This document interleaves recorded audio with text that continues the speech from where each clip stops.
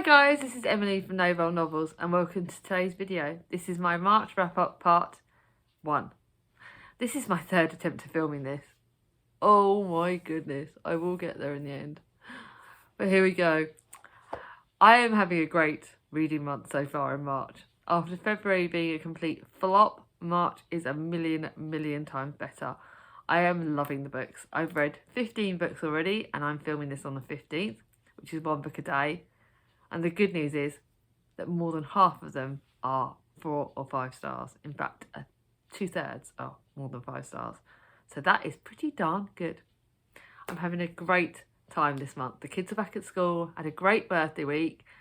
You guys are all amazing. I want to say a big thank you to all of you for making that last week amazing. From your birthday messages to the lovely gifts to the lovely words.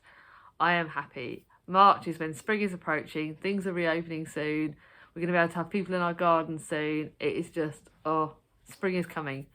And I might even start jogging again at the next week. I was going to do it this week, but I'm realising by the time it's supposed to be sunny, it's not. I'm back at work on Friday, so the day this comes up. Oh.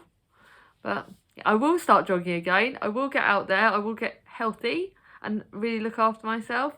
I'm enjoying cooking again, which is something I haven't loved. I'm starting to get my energy back. I'm getting the house clean. March is going to be positive. Let's get ourselves back up there. And like I said, because this is the third attempt at filming, it may well be shorter than the other attempts. So let's get on.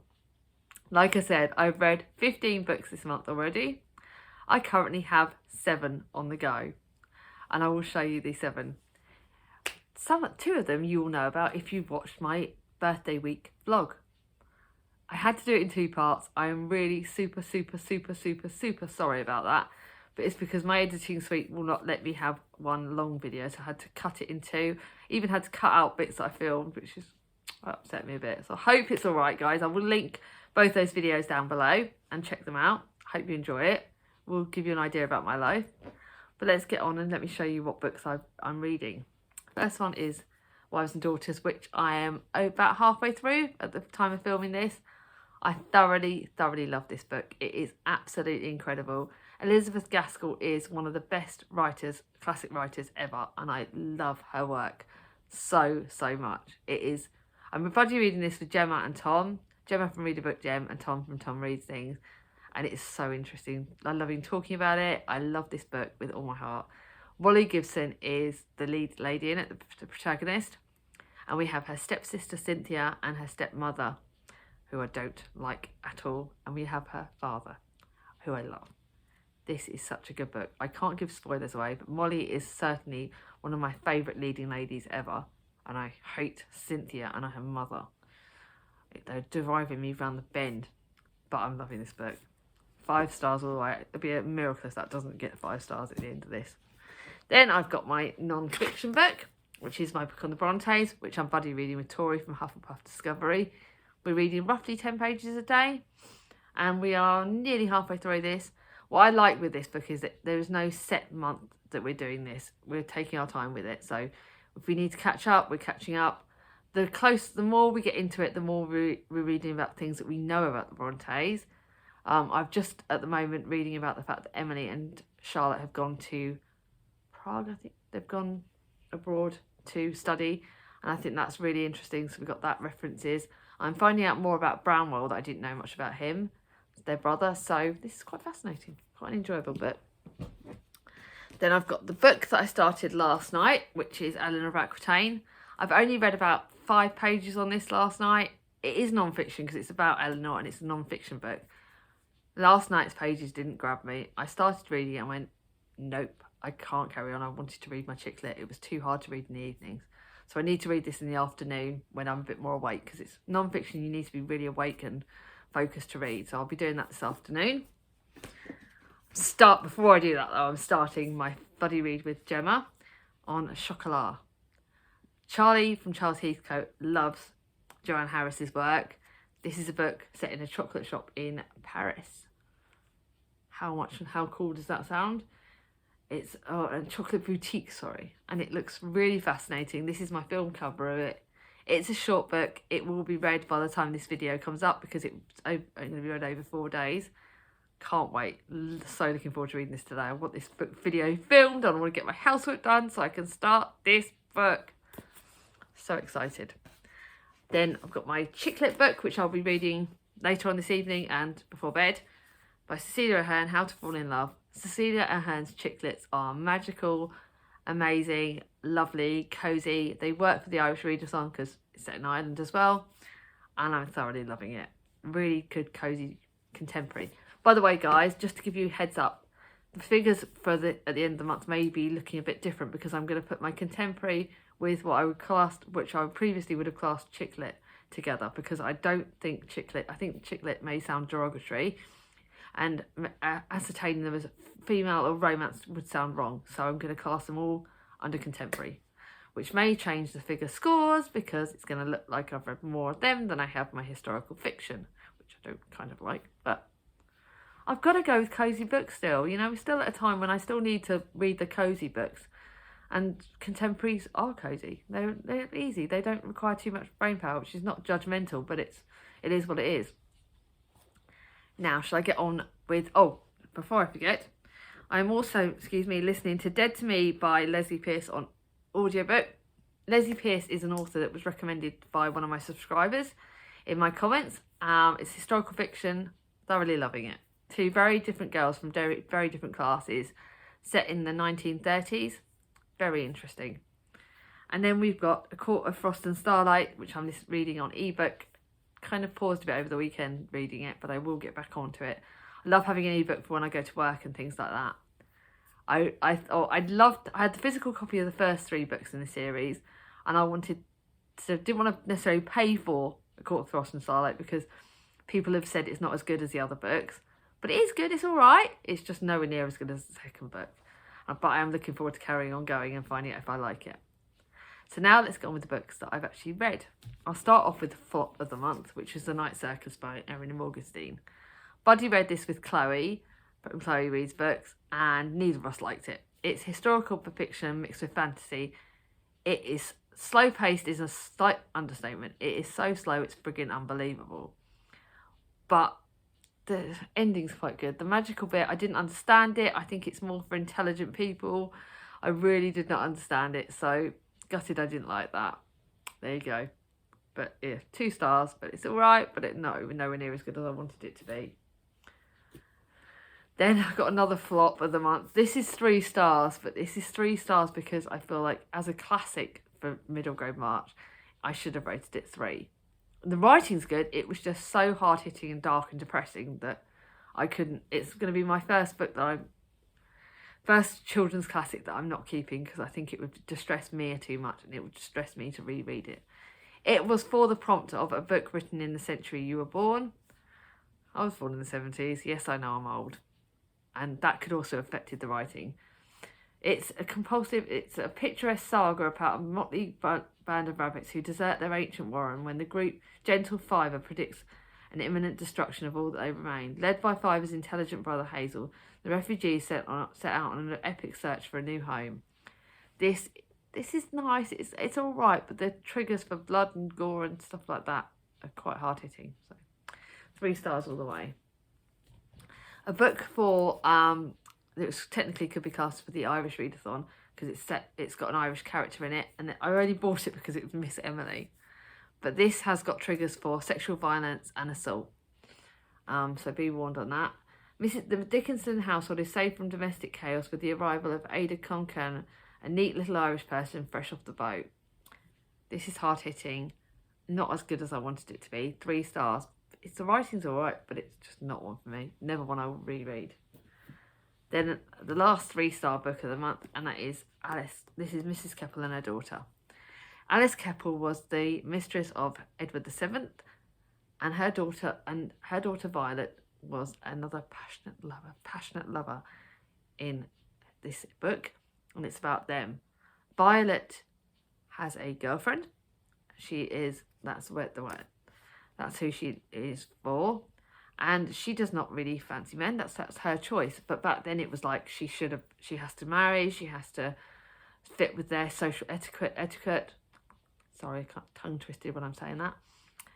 And she was judged, and she couldn't be with the person she loved because they didn't deem it as acceptable. And that is quite hard-hitting, the fact that she was forced into a life that she didn't want because it didn't meet the social norms. Whereas Alice Keppel was the mistress of the king, yet she had more social acceptance. How weird is that? How wrong is that? It is thought that Violet is the daughter of Edward VII, although it's not physically proven, but she has more similarities looks-wise with the royal family than she does with the man that they'd said that was her father, Mr. Keppel. So that's quite interesting. There's some really good clips in this. There are some good pictures, but it's 3 stars all the way. Not one I would want to reread, but one I'm very glad I did read. And now for the books that are really great. The books that I would say I've done well on. And I've got 5 4-star books and 6 5 stars. But I do not want this video to be too long, so I will not go into too much detail. The first 4-star is Mistress of Evil, which is about Maleficent, and it's a really interesting tale about why Maleficent is the way she is in the end in all the other books. What of the dark fairy Maleficent? Why does she curse the princess and fall into an eternal sleep? The only thing with this is, this series of Twisted Tales by Serena Valentino, I think you need to read it in order, because this is the 4th book in the series and I'm missing stuff because I've not read the 1st, 2nd and 3rd. I've read the book about the Beast, but I've not read the other 2. And I think if I was to read the other 2 in the correct order, it would maybe have upped this to a 5 star, because there were bits that I didn't understand and there were bits to references to other books. So that is what I will say. If you read this series, you need to read it 1 to 5 in the correct order. So I will be keeping this book, but I will know for a fact that I'm going to go and be naughty and buy them. So I've got a couple of other books in the series, so I think I need to look for the first one. So I need to go and research which ones I need to buy, and maybe go and look either at Tesco's or Amazon, because I want them now. I want to read them. I want to read them in the right order. I love the Twisted Tale series. So this is a fairy tale retelling, so it counted for that prompt for middle grade March. I would say this is more YA than middle grade. I don't think I'd want Mia to read this. I think this is a bit too graphic and a bit too dark for her. But it's one I'm going to do. That's Keepy. It's my first Keepy. Now on to my next Keepy, which is, actually no, it isn't going to be a Keepy, because it's a 4-star book, but it's a Mahusive copy, and I want to find a copy that's a bit nicer than this. And that's The Constant Princess by Philippa Gregory. I did like this, but it's not my favourite in the series. This is more about Catherine of Aragon and how she started. This is another story about Catherine of Aragon. I've read other books about her, and this is why she is the way she is. She was seen as quite a weak queen. She was put down because she stayed with Henry VIII no matter what. But this is her story about how she met. And there is some... I like the fact that it does talk about her relationship with Arthur, King Henry VIII's brother, who she was originally married to. And Philippa Gregory's put a twist on it, and she's saying that she did consummate the marriage with Arthur. And their relationship is said that it was the biggest lie that she never did. And I think this is quite a fascinating idea, because it's whether she did or she didn't. And this is such an interesting book. I did love it. 4 stars all the way, but it is definitely one that you need to read in the series. And you do need to read this series in order. But I don't think I'm going to keep it, because it's a very big copy and it's too big for my liking. I like smaller books. But it is still very good. 4 stars all the way. Now, I also read on Olive by Emma Gannon on ebook. Lauren from Lauren Her Books read this book last year, and it's about a girl who doesn't want to have kids. She's in her 30s, she doesn't want to have kids, she wants to do things differently. And it's the way she's judged for not wanting to fit with the social norms and not wanting to have children, and how her relationship with her friends is different because they've all taken different paths. And I think this is a really fascinating book, and one I'm so glad I read on ebook. Yes, I chose to have children, but that was my choice. And I don't think anyone should be judged for not wanting to have children. I know friends that have just made that decision. They wanted to either be aunties or friends. They don't want children. But I also understand on the other side, my other sister, Vicky, she'd love to have children, but as of yet, it's not happened. And I can understand how she would feel. And I always felt guilty that I had my children very quickly and Vicky didn't. Vicky has had problems, and I felt guilty that I then made the decision to be sterilised after my 2 because of my health reasons. And I think that guilt I felt that Vicky's had the problem, but I didn't. And that's kind of like, I just think it was really interesting that looking at it that way. I will say though, my sister's amazing. I've got the best sisters ever. Vicky's lovely, and she's a great auntie. But I think we should make sure that we do not judge people for either for making the decision not to have children. Everyone's got the right to their own decision. So it was 4 stars book, really interesting. And then I listened to The Secret Letter by Debbie Vicks on audiobook, and that was 4 stars. Historical fiction, 2 girls set in either at the wartime. One is in Germany and one is in England, and their journeys. They start off quite young. They start off in about sort of in the early sort of 10 or 11, and then we follow them through to adulthood and their journeys and over the other side of the war and how that's affected them. Loved it. Thoroughly fascinating book. So glad I listened to that on audiobook. Then I listened to an audiobook, Redhead by the Side of the Road, and I listened to that with Gemma from Read a Book. Gemma again, she's reading it for the BookTube Prize, so she won't be able to say what she thinks about it. I loved it. 4 stars. It was only about an 8-hour book, so I flew through it. No, it's less than that. I think it was a very short audiobook, but I thoroughly loved it. It's Redhead by the Side of the Road. It's by Anne Tyler, and I will definitely be listening to more of her books because they are so easy. It's about a leading guy, one guy, and his journey. Again, fascinating. Loved it. And now I've got my big pile of 5 stars, and they are all incredible. It is hard to pick my favourite out of all these 5 stars, so I'll let you guess. And that's something. See if any of you can guess which one out of these 5 stars is my favourite. Comment below. Let me know if you guessed correctly which one's my favourite. I'd love to know. This is going to be really exciting because I'm not going to tell you. I'm such a big kid, aren't I? First one is the book that I'm reading for my series that I want to finish by the end of the year. Wartime at Warwick. I can't give too much away because it is the 3rd or 4th book in the series, and it is amazing. It's about the Warwick girls, Frida, Ruby, and Ruby in this amazing.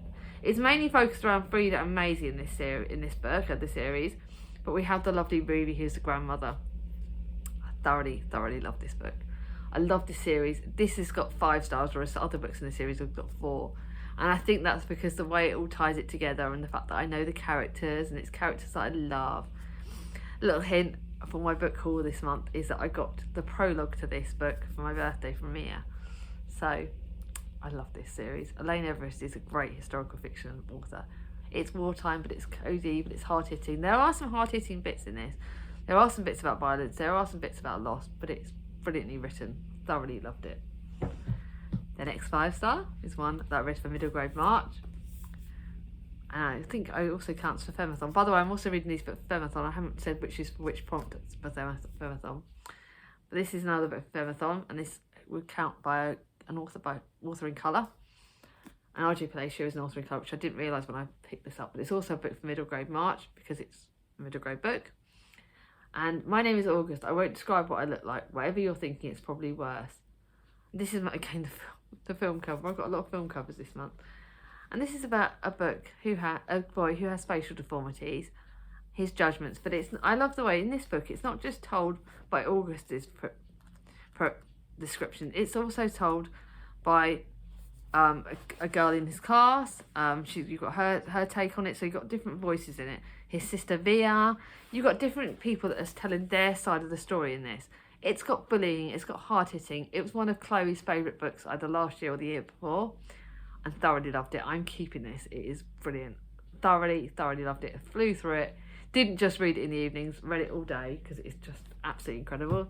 Yes, that's a keepie. And next, I've got a keepie that's a chick contemporary. See, I nearly said the wrong words. Sarah Morgan's Family for Beginners. It is brilliant. It's one of the best contemporary books ever because it tackles grief. It tackles the fact that the leading character in this, Flora, she falls in love with Jack.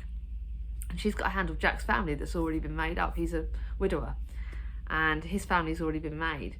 And he's got a daughter and Izzy. And then he's got 2 daughters, Izzy and I can't remember the other daughter's name. And she's got to sort of fit into their family, and it's how she fits in. And Flora has had her own battles. She would do anything to be loved, anything to be liked, and she'll fit in with people's norms just because she wants that. I found this fascinating because you guys know me, I'm a people pleaser. So many times I would do anything to get people to like me. I don't think I am likeable. So Flora doesn't have much confidence, and that I can totally relate to that. And how many times with relationships before Chris, I would always agree with everything everyone said because I wanted to be loved. That is brilliant. This is how grief can tackle you in so many different ways as well.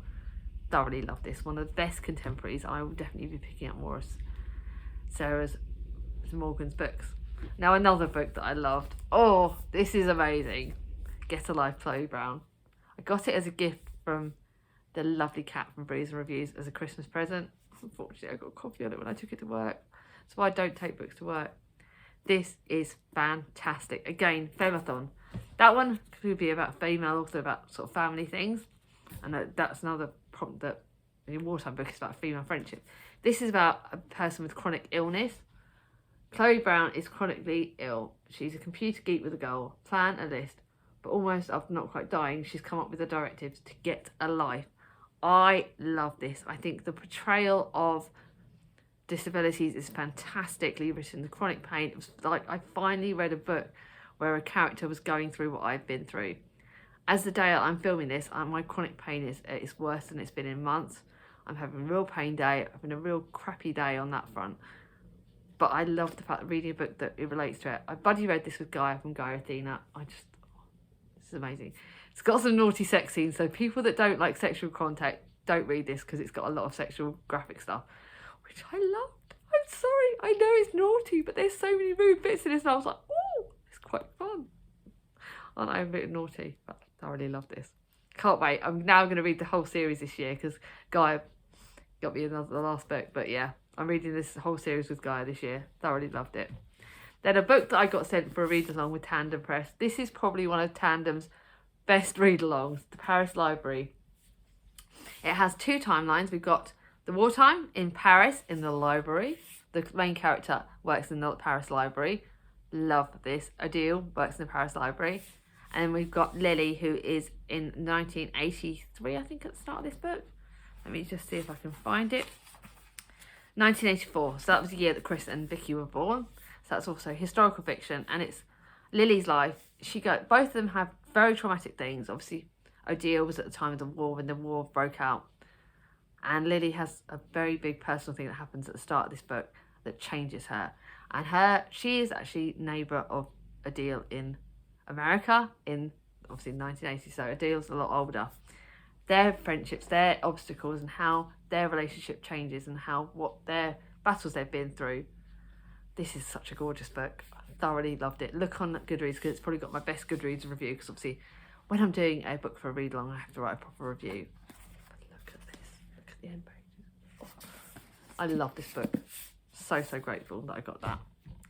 And then last but not least, The Brave, which is the group read for middle grade March, and it was my gift from Clint from Reads Readers, my Christmas present. OMG, another great book about disability rep. It is brilliant. It is about a boy who counts the words of it. He basically counts the words of everything he said, the words that get said to him. And we start with this book, and he's getting bullied, and he's having a really hard time. And his dad's an alcoholic. And he gets shipped to be with his mother that he's never met. He's only 12 when he meets his mother. And their friendship and relationship in this is fantastic. He meets a girl who's going through another obstacle. I can't really tell you too much. But she's got what she's going through. And she teaches him what the battle is, what it is that's causing him to count the words. And it is so fascinating. It's got magical realism in it. It's got magic. It's got friendship. It's got family. It's brilliant, and I thoroughly love this. I need to pick up more books by James Bird when he writes them. Thoroughly love this. So, shall I give you a couple of minutes to think? What do you think is my favourite book of the month? I will tell you now. There you go, it's giving you a few minutes. My favourite book of the month is Get a Life, Chloe Brown. But I will say one thing. Any of those 5-star books could have rated that as my top book, because it was just the best reading month ever, and I'm thoroughly loving it. Like I said, I've got some good books planned for the rest of the month. I decided I was taken to Charlie from Charles Heath. Why do I always say that? Because I've got 2 Charlies. And I said that, obviously, I'm nearly done on my physical TBR that I set for March. I've only got my buddy reads left to read, which is obviously got Chocolat, I've got Inkheart to read, and I've got the other Mrs. Einstein. So they're the books I've physically got to read off my TBR. Whereas previously at the end of the month, I've chosen books that are on my shelves that I want to get off my shelves because I want to try them. But I'm going to be a bit more gentle for the rest of the month. I'm going to pick books that I want to read. So yes, they physically have not been on my TBR. So what I might do is I might show you them on Instagram. And so that way they're still getting shouted out just because you're not seeing them on a TBR video. Obviously you see them in the wrap up. But I look forward to now, for the rest of the month, I can now pick whatever I want to read, which is going to be exciting. It's going to be fun. I've got some non-fiction books planned. I've got a couple of contemporaries. I've got another couple of middle grade March books. I'm going to, by the way, I will admit one thing. I'm going to read Charlie and the Glass Elevator because Linda from Linda's World of Books said that was written in the decade I was born. So as soon as I finish How to Fall in Love, I'm going to read that before I start Inkheart. But if you like this video, give it a thumbs up. If you're new to my channel and not subscribed yet, ring on my ding-a-ling. And I'll see you all soon. Bye-bye.